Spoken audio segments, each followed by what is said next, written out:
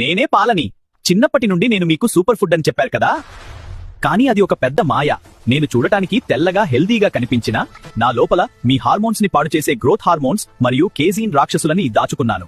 మీరు నన్ను తాగితే మీ బాడీలో యుద్ధం మొదలైనట్టే. చూడండి, నా పాలు నా బిడ్డ కోసం డిజైన్ చేయబడ్డాయి. ఒక 40 కేజీల దూడని కేవలం 2 ఏళ్లలో 400 కేజీలుగా మార్చే పవర్ నా పాలలో ఉంది.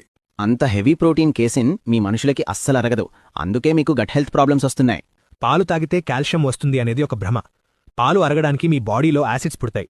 ఆ యాసిడ్ని తగ్గించడానికి బాడీ నా లోపలున్న కాల్షియాన్ని లాగేసుకుంటుంది.